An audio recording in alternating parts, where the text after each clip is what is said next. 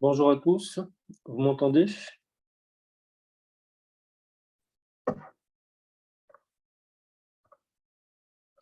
OK.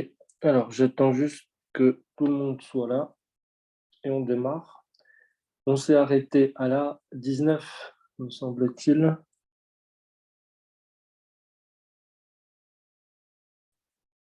C'est ça, vous confirmez? À la 19?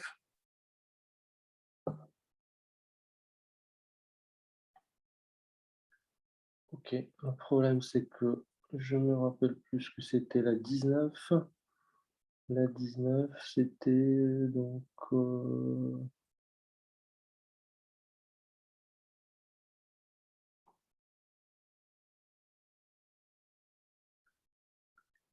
on est sur donc l'exercice avec considérant la fonction f définie explicitement par f de x égale 2 racine cubique de x4 et cetera?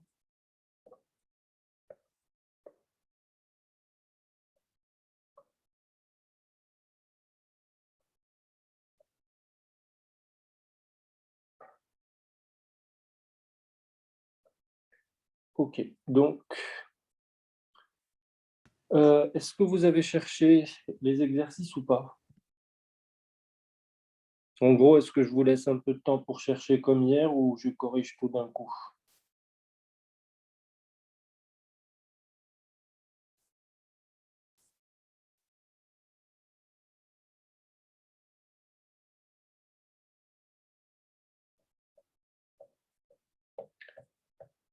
Comme hier?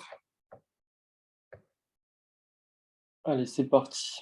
Donc, question 19, celle qui commence par: «Considérons la fonction f définie explicitement par f de x égale 2 racine cubique de x4 moins racine de x plus 1. Que vaut la dérivée de f en 1?» Donc pareil, on va corriger donc toutes les 9 minutes. Donc 9 minutes, 3 questions.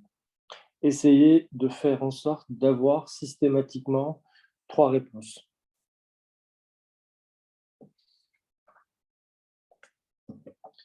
Allez, c'est parti. Donc il est 2, donc 9h02, vous avez jusqu'à 11. À vous.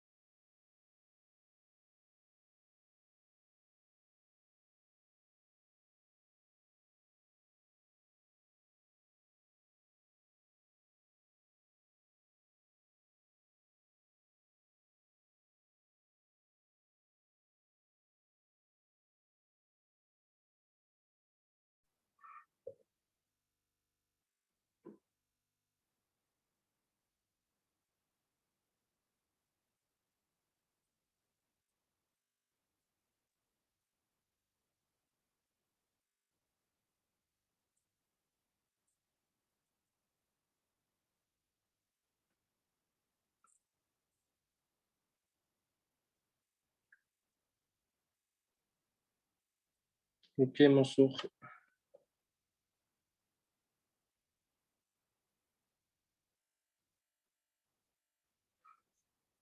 On est en train de travailler. On a repris de là où on s'était arrêté hier.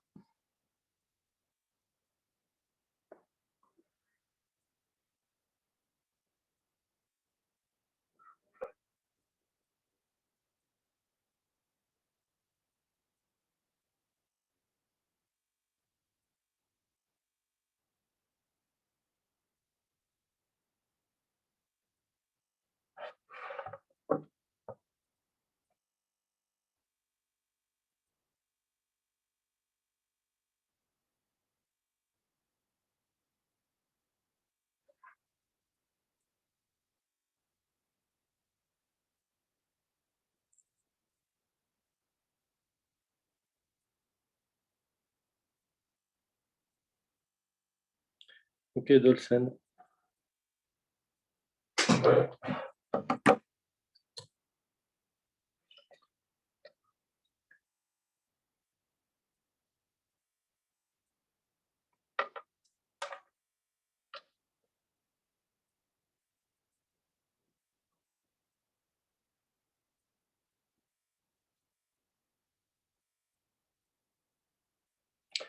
Alors, on corrige.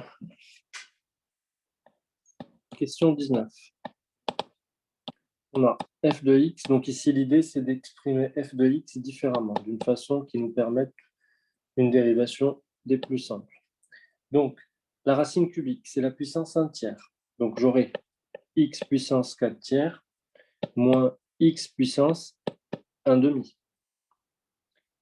Ou je laisse racine de x parce que je connais la dérivée de façon avec la formule usuelle. Plus 1. Donc, je dérive. J'ai f' de x égale 2 fois 4 tiers fois x à la puissance 4 tiers moins 1. D'accord? Moins 1 sur 2 racine de x plus 1. Je simplifie, ça me fait 8 tiers.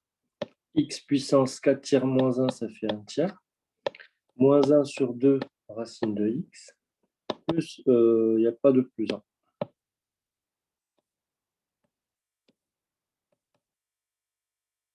Donc, je fais f' de 1. Ça vaut 8 tiers moins 1 demi. Je mets au même dénominateur, donc qui sera ici 6. Ça me fait du 16 moins 3. Donc, ça fait du 13 sur 6. Réponse D. Question 20. On considère un triangle ABC qui est rectangle en C et dont l'hypoténuse est 2 fois plus longue que le côté BC. Donc, mon triangle est rectangle en C. Ici, j'ai A, B et C.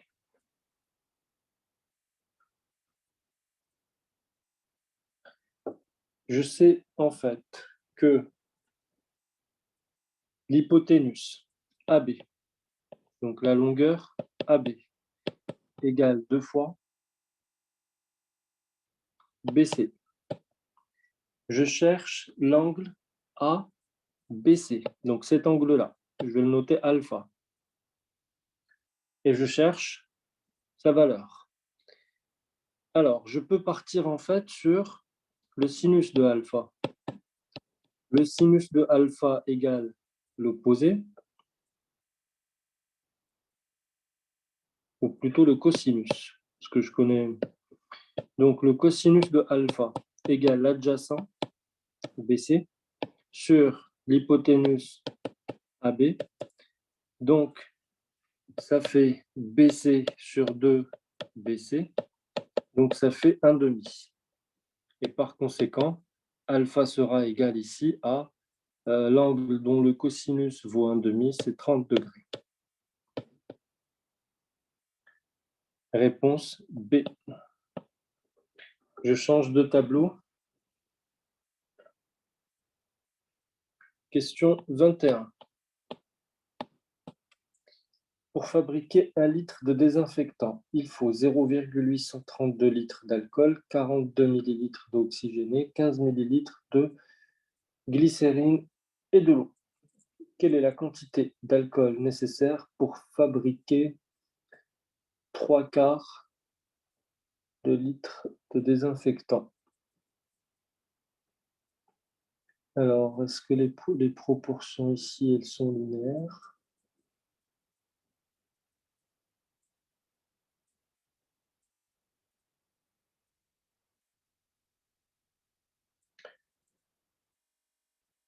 Donc, ici,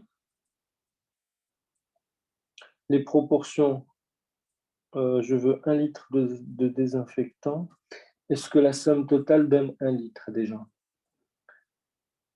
Donc, la somme totale, si je fais 0,832 plus 0, ou je raisonne en millilitres, donc ça fait 832 millilitres plus 42 millilitres plus 15 millilitres. Au total, ça va me donner du 832 plus 42, ça me fait 874. 874 plus 15, ça va me faire du 9, 8 et 8. Et donc, il va me falloir, en fait, 110 et 11. 111 millilitres d'eau.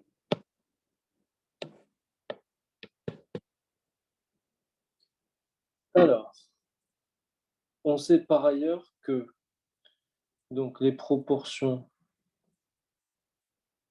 sont préservées. Donc, je multiplie tout par 3/4. Enfin, je n'ai pas besoin de faire tout ça, mais c'est simplement... Alors, si je fais 3/4 fois 0,832 litres. J'efface tout, je recommence. C'est un peu brouillon ce que je fais là. Donc, question 21. Si je fais 3 sur 4 fois 832 millilitres, alors 832 divisé par 4, donc ça fait, divisé par 2, ça fait 416 millilitres. Divisé encore par 2, ça fait 3 fois 208 millilitres. 3 fois 208, je fais 3 fois 200, ça fait 600. 3 fois 8, 24, donc ça fait 624 millilitres. Et donc, réponse B. Voilà pour ces 3 premières réponses. Allez, vous passez maintenant 22, 23 et 24. Pareil pour 9 minutes. Donc, il est 18. Vous avez jusqu'à 27. C'est parti. Si vous avez des questions, vous pouvez évidemment les poser pendant cette période-là où les autres cherchent.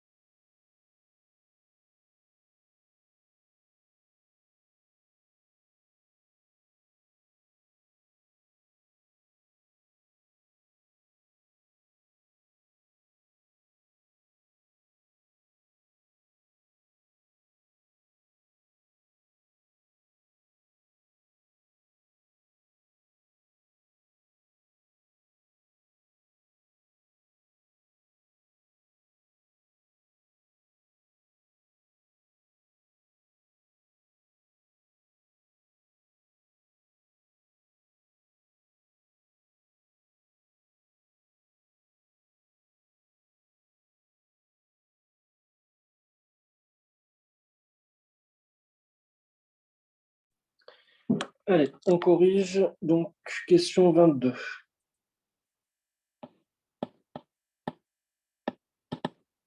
Question 22. On nous demande ici le domaine de définition de f. Donc, domaine de définition de f, on va dire que x est dans le domaine de définition de f si et seulement si 1 moins 2 fois la valeur absolue de x moins 1 est strictement positif. Donc, si et seulement si 2 facteurs de valeur absolue de x moins 1 strictement inférieur à 1, donc équivalent à valeur absolue de x moins 1 strictement inférieur à 1,5. Et donc, je peux ici écrire que la valeur absolue de x moins 1 strictement inférieure à 1,5, c'est équivalent à dire que x moins 1 est compris entre moins 1,5 et 1,5. Donc, x, je rajoute 1 de part et d'autre, j'ai 3 sur 2 et 1,5. Et enfin, donc mon domaine de définition sera 1,5 ouvert, 3,5 ouvert. Réponse C.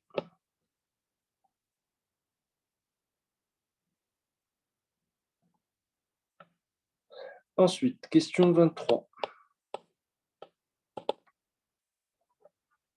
Considérons un angle alpha dans le premier quadrant du cercle trigonométrique tel que sinus alpha égale 1 tiers. Donc, notre angle, il est situé par là. D'accord? Et son sinus vaut 1 tiers. On va l'appeler alpha. Donc, je sais que sinus de alpha égale 1 tiers. Je dois maintenant relier sinus et tangente. Alors, vous avez trouvé, quelqu'un a trouvé pour cette question? J'ai sauté 2 questions. Ah oui, ok. Donc en fait, ce que j'ai fait, c'était pas la 22, c'était la 24. C'est bien ça?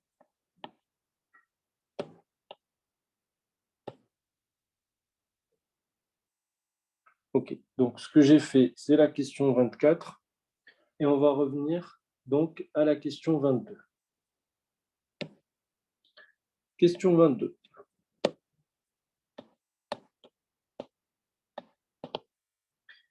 On considère x strictement compris entre moins pi sur 2 et 0, vérifiant sinus de x égale moins 2 pi sur 3. Que vaut le cosinus? Bon, là, cos de x égale racine carrée, toujours de 1 moins racine carrée de x. Donc, ça nous donne racine carrée de la racine carrée du cos de 1 moins 2 tiers, donc 4 neuvièmes, ce qui me donne la racine carrée de 5 neuvièmes. Donc, ça fait racine de 5. Alors, racine de 5 sur 3. Mon cosinus, en fait, je vérifie juste le signe. Ici, je suis à moins pi sur 2. Là, je suis à 0. Donc, mon angle est situé par là, avec 0 et pi sur 2 exclus.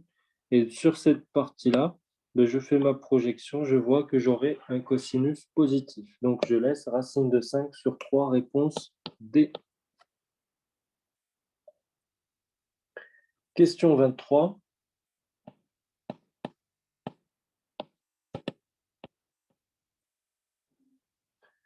Question 23. Dans le plan muni d'un repère orthonormé où les axes sont gradués en centimètres, on considère les points A et B. Que vaut la norme du vecteur U si U égale moins 3 BA? Donc, alors je peux le faire directement. Donc, U égale moins 3 BA égale moins 3 BA, c'est XA moins XB. Donc, ça fait 7 moins 2, ça fait 5. Ensuite, YA moins YB, ça fait moins 10. Donc, ça va nous faire du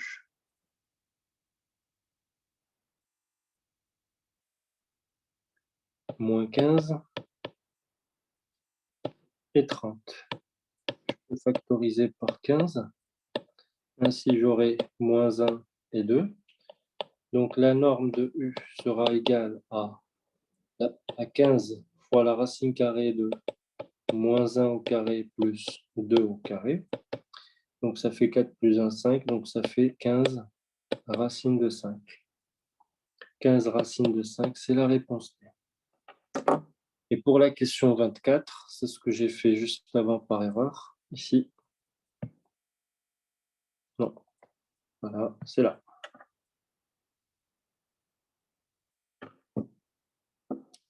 C'est bon pour vous?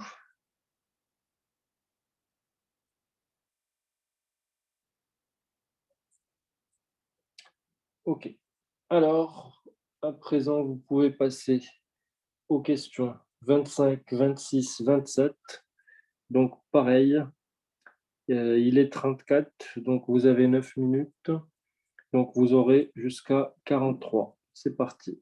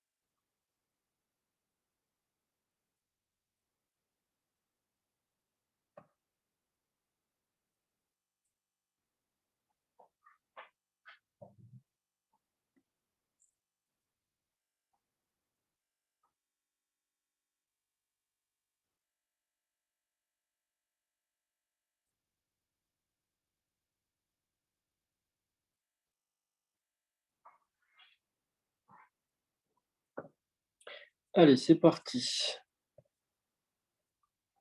Donc, question 25.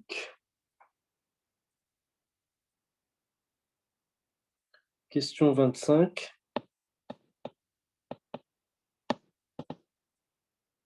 Considérons un angle alpha situé dans le premier quadrant du cercle trigonométrique tel que sinus alpha égale 1/3.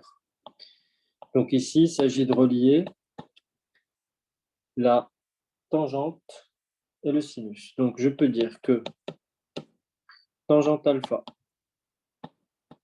égale sinus de alpha sur le cosinus de alpha. Je sais également que cosinus de alpha vaut racine de 1 moins cos carré de alpha. Donc sinus de alpha, ici j'ai 1/3 moins sin carré de alpha. Donc ici j'ai 1/3 sur racine carrée de 1 moins 1 neuvième. Donc ça nous fait du 1/3 sur racine carrée de 8 neuvième. Donc ça fait du 1 sur 3. Racine de 8 sur 3. Donc il reste racine de 8. Racine de 8, c'est 2 racines de 2. Est-ce que j'ai cette valeur-là? 1 sur 2 racine de 2, j'ai pas. Donc ce que je fais, c'est que je multiplie par racine de 2, je divise par racine de 2, et je trouve racine de 2 sur 4. Ça fait un peu beaucoup, mais non, ça ne fait pas beaucoup. C'est la réponse B. Voilà donc pour la question 25. Question 26.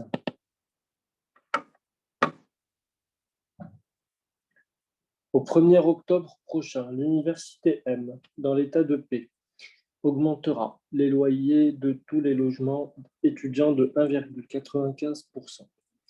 Dans le même temps, l'état de P augmentera de 1,95 la subvention qu'il alloue à tous les étudiants pour leur logement en cité universitaire. Déterminer parmi les propositions suivantes, parmi les propositions ci-dessous, la conséquence de ces augmentations sur la partie du loyer que devra rembourser chaque étudiant. En fait, on va poser L, on va noter L, le prix du loyer.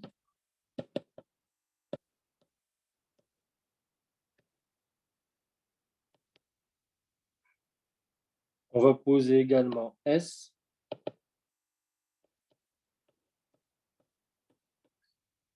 subvention de l'État.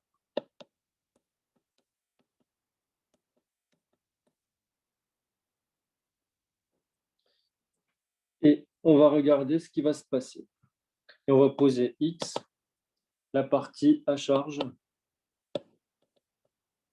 Donc c'est la partie du loyer à la charge de l'étudiant.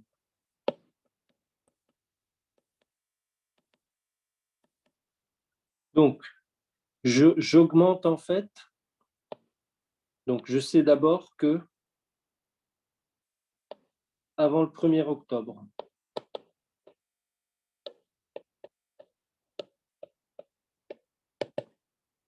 le loyer était égal à X plus une subvention.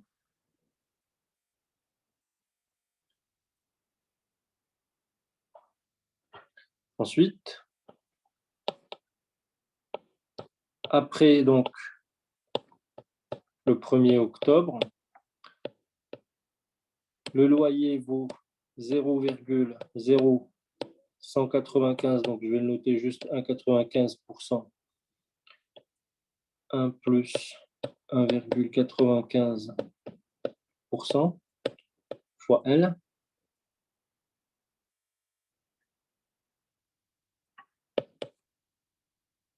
D'accord? Donc ça veut dire que j'aurai 1 plus 1,95% X, donc je multiplie le tout par ça, et j'ai 1 plus 95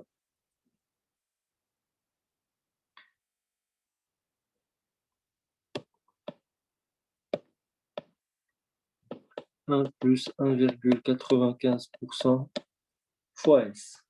D'accord? Donc, ça, c'est vérifié. Donc, la subvention a été augmentée. Le loyer a été augmenté. Ben, conclusion, X augmente aussi de 1,95%. Donc ici, la réponse sera la réponse B. OK? Donc là, on a fait la 25, la 26 et on passe maintenant à la question 27. Je change de tableau, prenez une copie d'écran.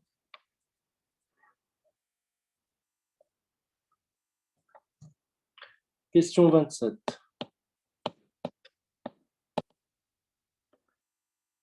Dans le plan muni d'un repère orthonormé OX, OY, on considère la droite D1 d'équation Y plus 2X moins machin et la droite encore. Quelles sont les coordonnées? Alors, D1. Et les d'équation Y égale moins 2X plus 10. D2. D2 est parallèle à D1, donc va posséder le même coefficient directeur. Et il me reste un ordonnée à l'origine à déterminer. Donc là, je peux dire que B appartient à D2 implique que implique pas B, le point A. Donc implique que 2 égale moins 2 fois 2 plus P. Et donc ça implique que P égale 6. Donc ici, j'aurai moins 2x plus 6. On cherche l'intersection de D2 avec OY. Ben, il suffit en fait de remplacer x par 0. Donc ça me fait y égale moins 2 fois 0 plus 6 égale 6. Donc on peut écrire que l'intersection de D2 avec OY égale le point de coordonnées 0 et 6. Et voilà donc pour cette question. Vous pouvez passer à la suite. Donc vous faites pareil les trois questions suivantes. Il est 51, donc vous avez jusqu'à 10 heures pile. C'est parti. Et vous pouvez éventuellement poser vos questions si vous en avez.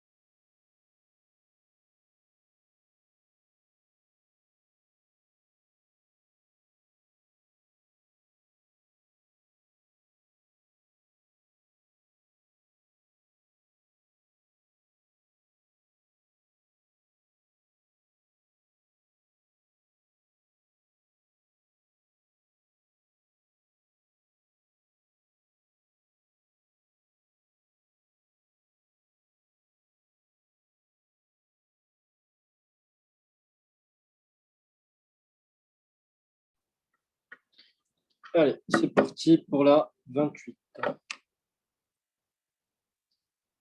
Donc, question 28. Laquelle de ces expressions est égale à...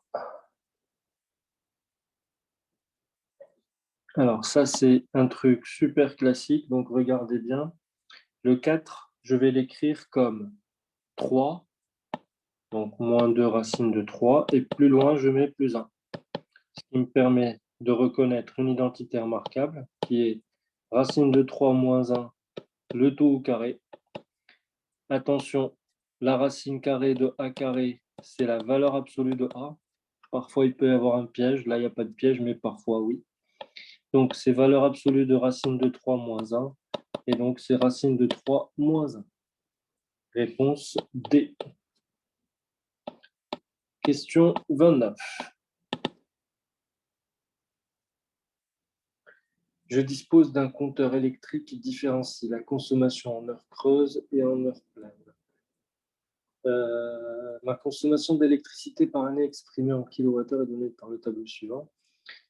Le récapitulatif de ces 3 dernières années mentionne une consommation moyenne totale de 4000 kWh et une consommation moyenne en heure creuse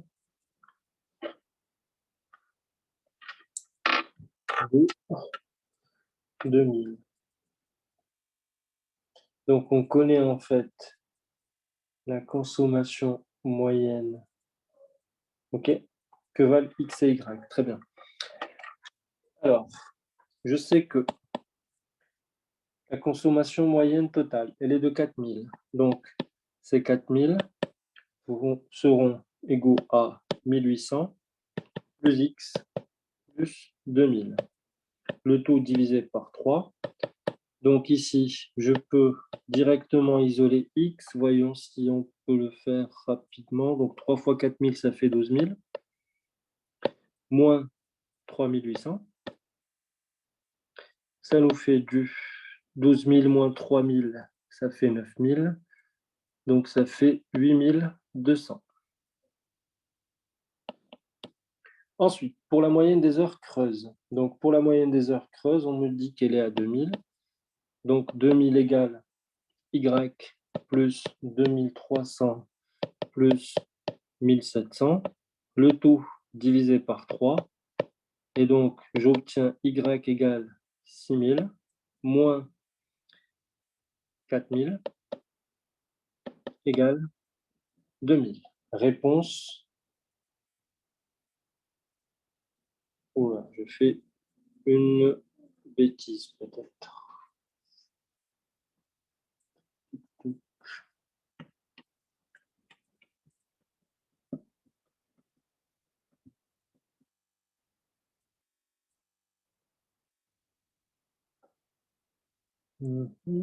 Donc, le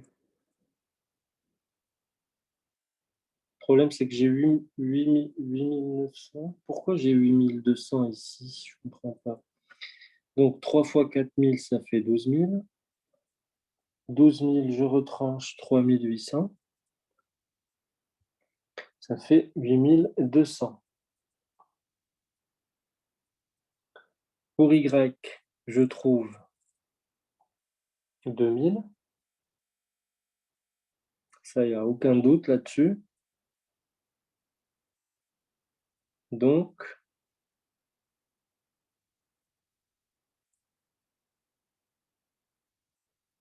vous trouvez la même chose que moi?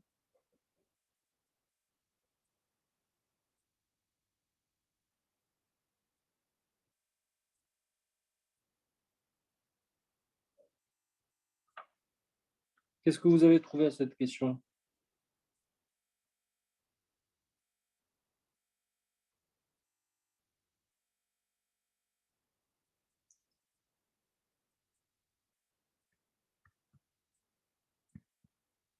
Qu'avez-vous trouvé pour cette question? Alors,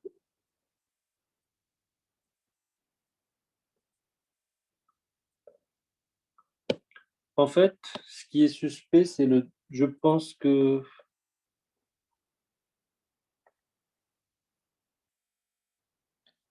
On nous dit... Ah, mais j'ai fait que la moyenne. D'accord, merci. Ok, j'ai pas fait gaffe. J'ai fait que la moyenne des heures. Ok. Donc ça, c'est faux ce que j'ai marqué. Pardon, j'ai pas bien le dénoncer. En fait, les 4000, c'est la consommation moyenne totale. Donc, je fais 4000 égale X. Donc, ça me fait 1800 plus 2000 plus X plus Y plus Y, j'ai trouvé 2000.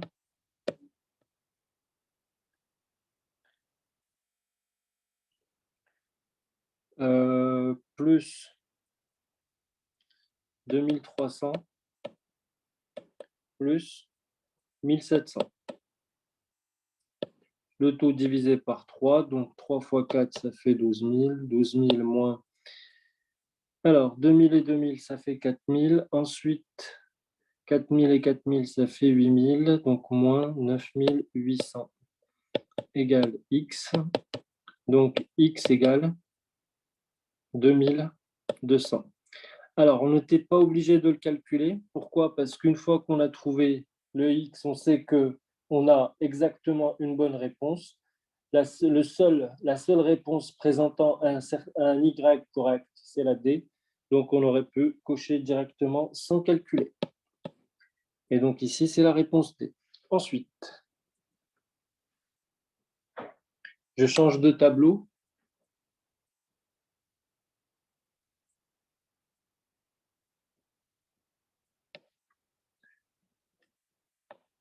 Alors, question 30. J'ai ax carré plus bx plus 1 a comme solution. Donc ici, immédiatement, je divise par a.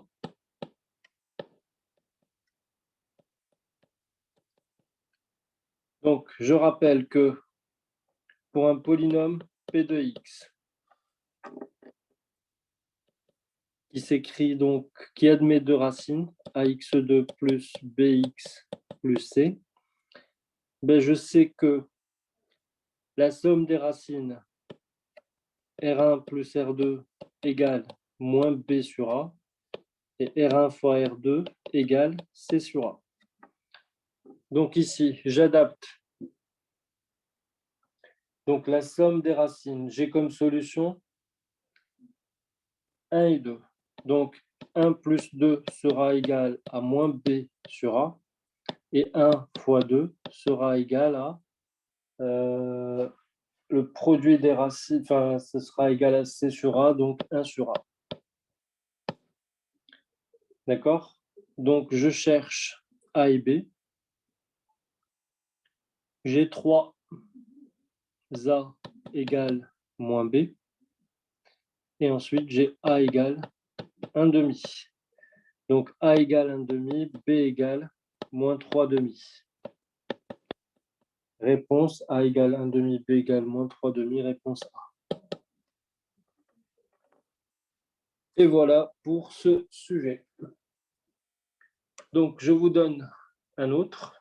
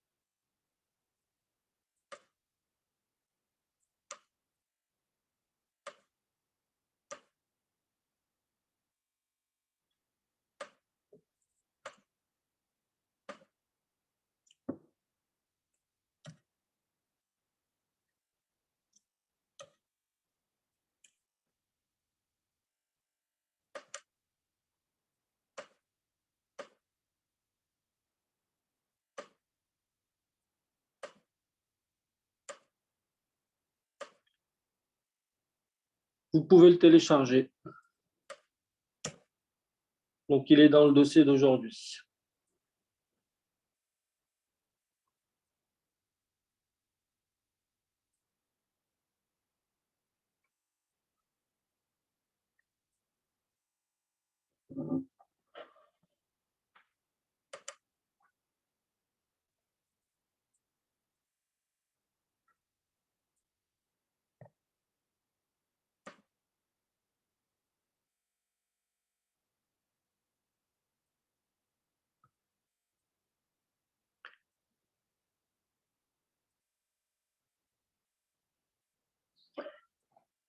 Alors, petite précision, la fonction arcsinus est la fonction réciproque de sinus. Elle est à sinus ce que ln est à l'exponentielle, par exemple.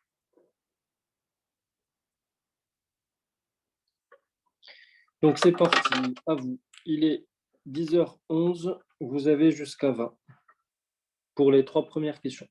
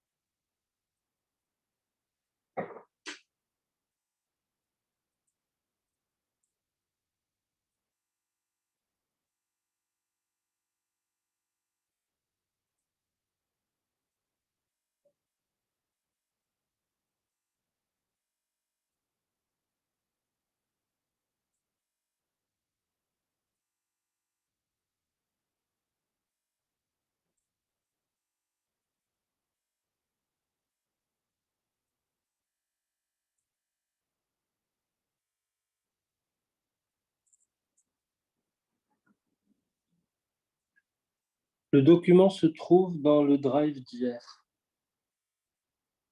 enfin, dans le même dossier. Vous allez dans le sous-dossier d'aujourd'hui et vous trouvez le document. Ah bon? Ah mince, pardon, je l'ai rajouté dans physique. Pardon. Ok. Alors, on fait attention.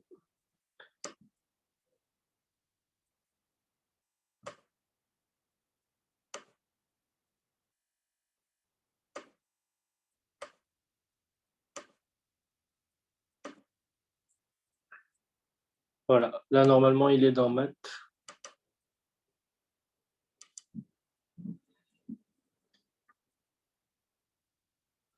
C'est bon, vous l'avez?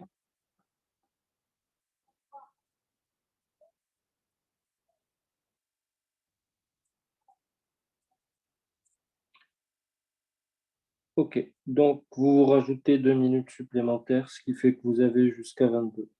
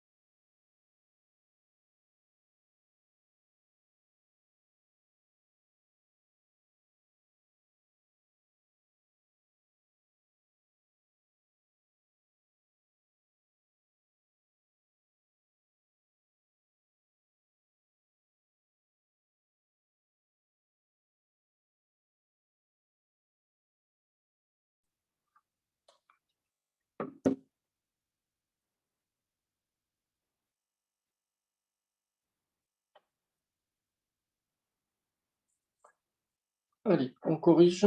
Donc, première question.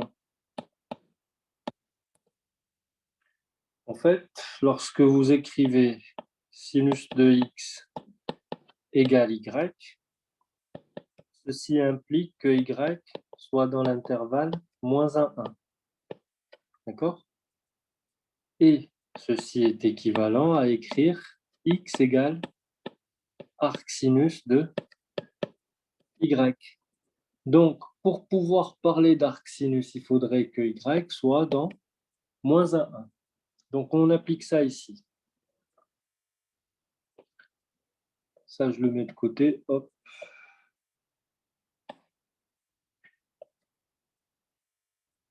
Alors, x dans le domaine de définition. C'est équivalent à dire que x2 sur 2 moins 3 est compris entre donc x2 sur 2 moins 3 est entre -1 et 1. Donc, ça veut dire que x2 sur 2 est entre 2 et 6. Donc, x carré est compris entre, il sera du coup entre 4 et 12. Donc, si vous voulez que votre carré soit compris entre 4 et 12, ben ça veut simplement dire que x, donc x dans df, ça veut simplement dire que soit vous allez avoir x entre moins racine de 12 et moins racine de 4, ou racine de 4 et racine de 12, ou entre racine de 4 et racine de 12. Donc, ceci veut dire que x est compris entre moins 2 racine de 3 et moins 2, ou x compris entre 2 et 2 racines de 3. Pourquoi ils me mettent 2 racines de 2?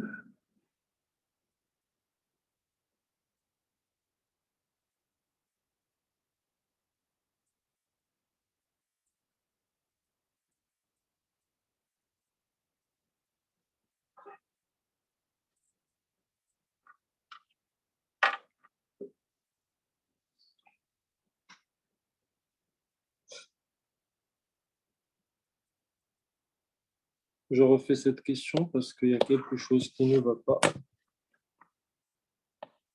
Donc, x dans D, c'est équivalent à avoir x carré sur 2 moins 3 compris entre -1 et 1.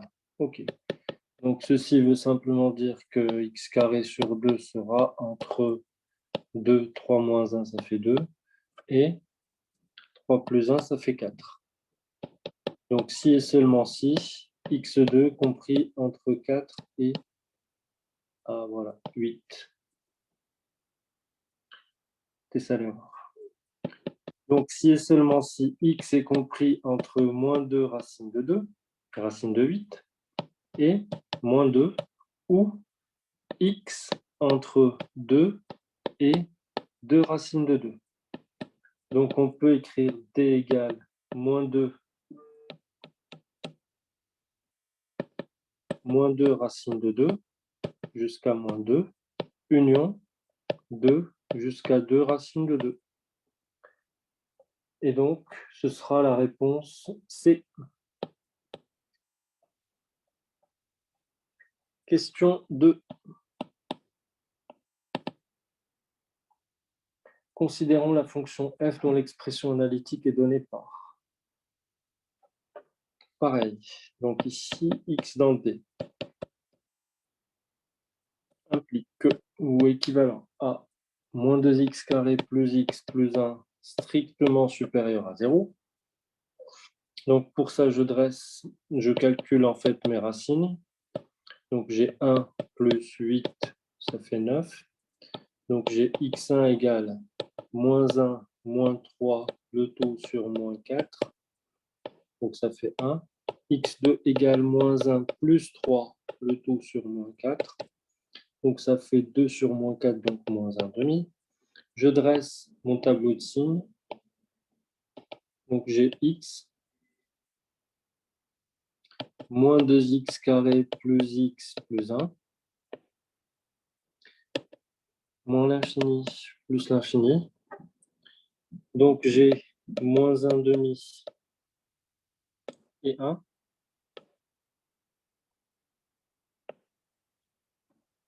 Et donc ici,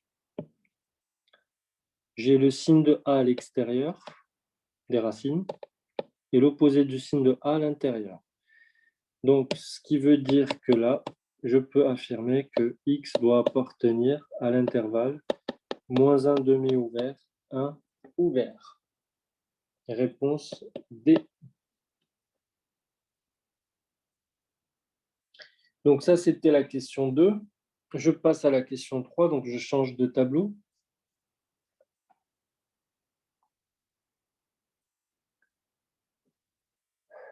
Alors, j'ai une équation qui est A2 plus 1, facteur de x carré, plus A carré de x moins 1, égale 0. Parmi les propositions suivantes, une seule est vraie, quelle que soit la valeur de A. Laquelle?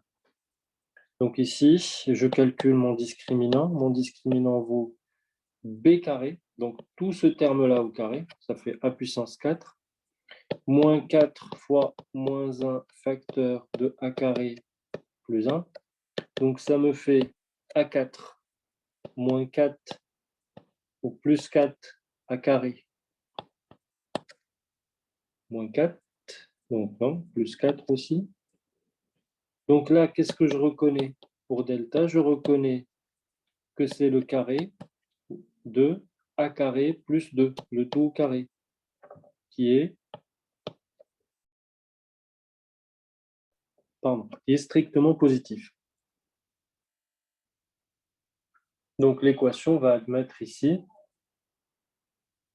deux solutions réelles distinctes. Donc je reviens ici et je mets, non, je le mets directement là, c'était la question 3. Réponse D. Voilà donc pour les 3 premières questions. Vous pouvez passer aux 3 suivantes. Il est 30, vous avez jusqu'à 39. C'est parti.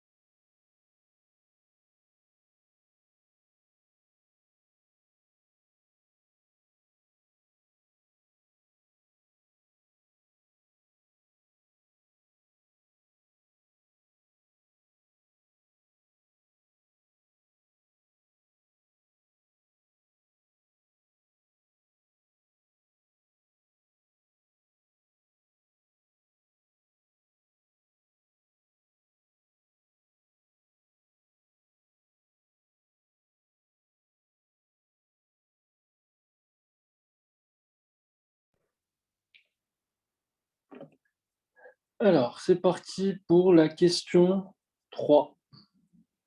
La question 4, pardon. Donc, question 4.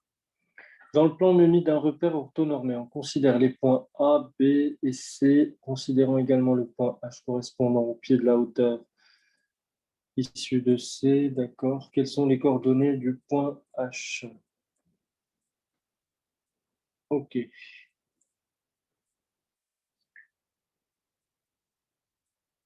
Donc, si on nous pose cette question sans imposer un repère, non, si on impose le repère. Alors, le triangle va avoir une certaine particularité, je pense. Donc, je vais commencer par calculer les côtés. Donc, le vecteur AB, il est de coordonnées x, b moins xa. Donc, ça fait 6. YB moins YA, ça fait 2. Donc, ce qui veut dire que la distance AB égale racine carrée de 36 plus 4 égale racine carrée de 40. Le vecteur maintenant AC, XC vaut 5, moins 2, ça fait 3. Et ensuite, 8 moins 2, ça fait 6. Donc, AC, ça me fait donc racine de 36 plus 9, ça nous fait du racine de 45. Et BC,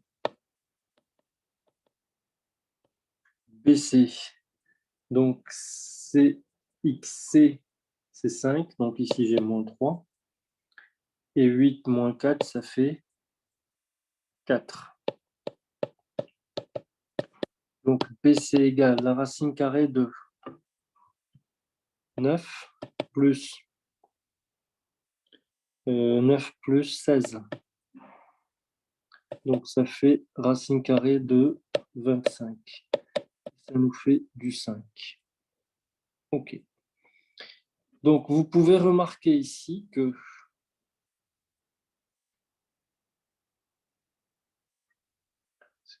non,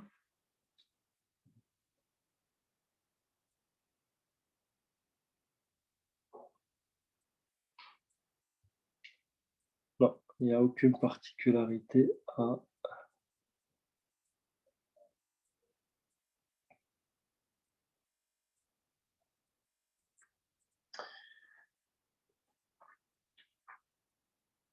Je sais pas, je pensais que...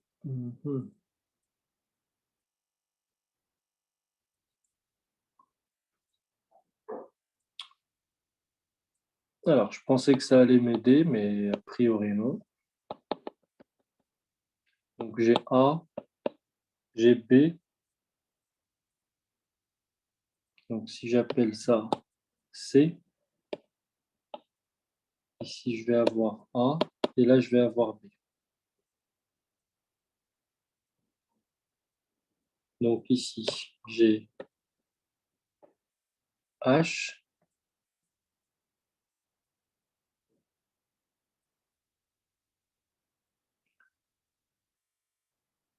je revérifie mes coordonnées. Vous avez les mêmes coordonnées que moi de AB, AC et BC?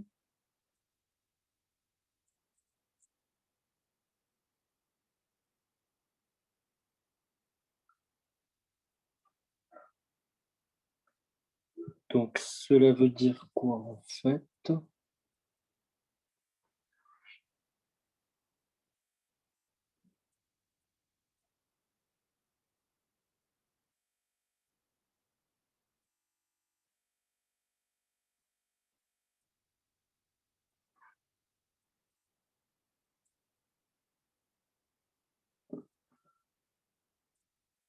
On cherche les coordonnées du point H.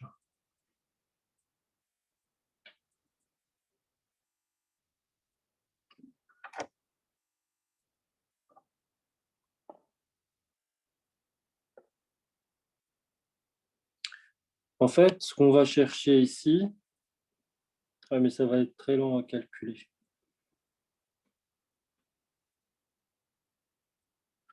Le point H, il est par là.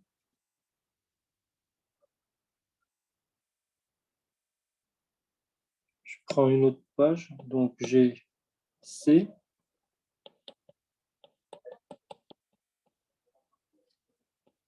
Là, j'ai ma hauteur H.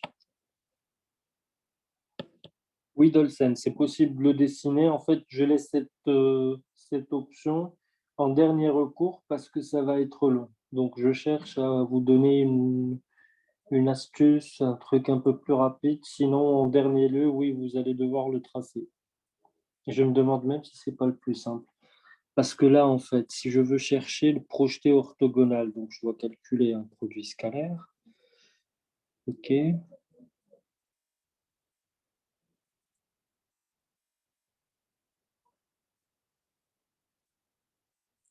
Non, j'ai pas mieux. Pour le moment, j'ai pas mieux. Essayez de le tracer, donc sur un papier. Essayez de placer les points A, les points B, le point C. Et dites-moi si c'est plus simple. Moi, je vais essayer de réfléchir de mon côté à une méthode un peu plus simple. Il y a déjà une méthode, en fait, avec le projeté orthogonal, mais c'est pas ce qui se fait de mieux parce que c'est long, c'est calculatoire. Je vais essayer de penser à une autre, si tant est qu'elle existe, bien sûr.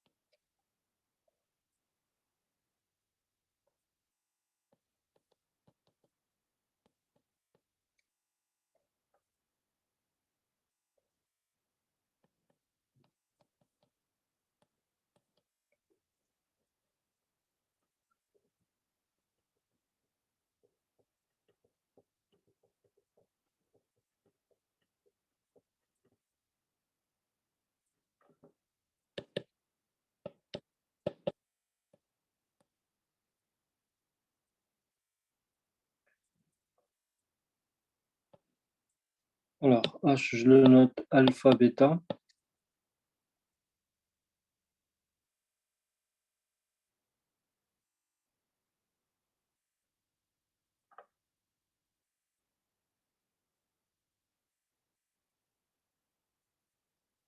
En fait, ma méthode, c'est la suivante. Je vais partir sur CH, scalaire AB égale 0. Je vais avoir une condition sur alpha et bêta. Ensuite, je vais avoir H appartient à la droite AB. Je vais avoir une deuxième équation avec alpha et bêta et je résous un système. Donc ça va me donner un système de deux équations à deux inconnus. Alors, Dolcen, toi, tu as placé les points, ça t'a pris 3 minutes, ben, c'est parfait alors. Donc, on va opter pour la représentation graphique. Donc, pour cette question, représentation graphique, ça va plus vite. Si vous voulez une résolution un peu plus analytique, vous pouvez faire ce que j'ai présenté ici. Mais bon, l'idée est que vous soyez rapide. Donc, je ne pense pas que celle-ci vous aide à être davantage plus rapide. Voilà donc pour cette question et ça vous donnera la réponse C. Donc, placez vos points et faites le truc graphiquement. Ça ne pose pas de problème. Ensuite, question, je ne sais plus combien. Question 5. Question 6.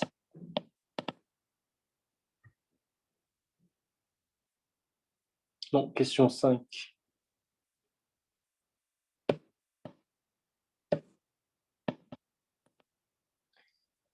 On a une série statistique composée des 5 termes distincts suivants, A, 3, etc., avec un entier. La moyenne de la série, c'est 4. Que vaut l'écart type?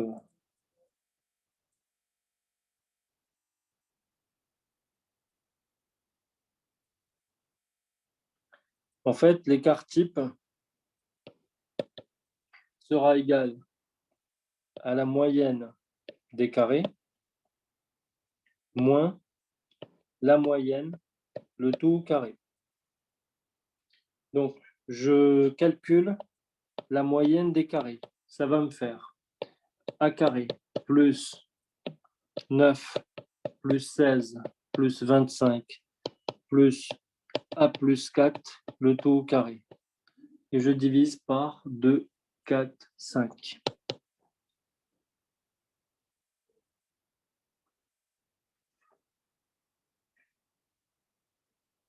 Donc, je calcule d'abord la variance. Donc, on va avoir 2A carré plus 16A plus 59 plus 16, 25 plus 25, 50, 50 plus 16, ça fait 66, le tout sur 5.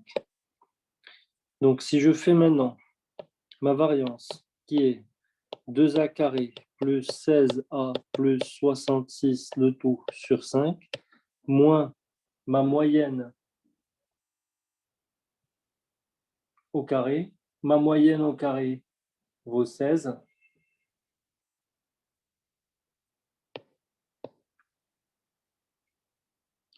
Donc, ça va me faire du 2A carré plus 16A. 5 fois 16, ça fait 50 plus 30, 80. 80.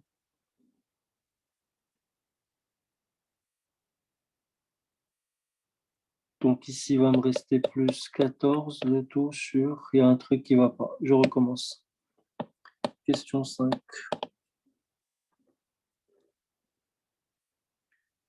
Notons.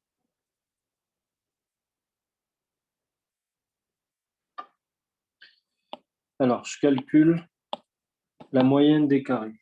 La moyenne des carrés va être A carré plus 9 plus 16 plus 25 plus A carré plus 8 fois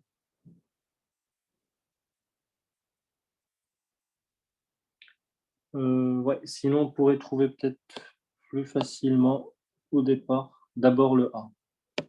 Donc, étant donné que la moyenne égale A plus 3 plus 4 plus 5 plus A plus 4, le tout sur 2, 4, 5, et tout ça égale à 4. Donc, ça veut dire que 2A plus 3 plus 4, 7, plus 5, 12, 12 plus 4, 16, égale 20. Donc ici, j'obtiens A égale 2. OK. Ensuite, je peux calculer x2 par qui vaut. Donc 4 plus 9 plus 16 plus 25 plus 36. Le tout divisé par 2, 4, 5. Alors, c'est parti. Donc, 9 plus 16, 25. 25 et 25, ça fait 50. 50 et 40, ça fait 90 sur 5. 90, c'est divisible par 5. Donc, si je fais 90 divisé par 5, et je divise par 10 ici, ça fait 18. Donc, ma variance vaut 18 moins ma moyenne au carré, ça fait 16, et ça vaut 2. Donc, mon écart type vaut racine de 2. Réponse C.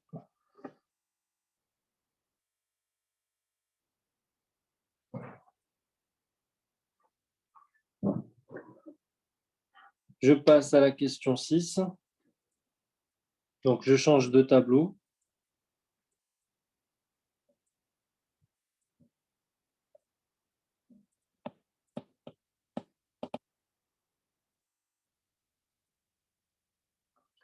Donc, ici, j'ai cos de... En fait, cos de 3pi moins x. Le 3pi, je le décompose en pi plus 2pi. Donc, il me reste cos de pi moins x. Et donc, ça fait cos, cos. Donc, ça fait moins cos x. Ensuite, cos de pi sur 2 plus x. Ça me fait cosinus fois cosinus, 0, moins sinus fois sinus. Donc, ça fait moins sinus de x. Et enfin, sinus moins 3pi sur 2 moins x. Donc, ça fait sinus moins 3pi sur 2. Ou plutôt, ça me fait moins sinus de 3pi sur 2 plus x. Donc, ça fait sinus fois cosinus. Donc, ça fait moins 1 fois cos de x plus sinus fois plus cosinus, donc ça fait 0. Et donc, c'est égal à cos x.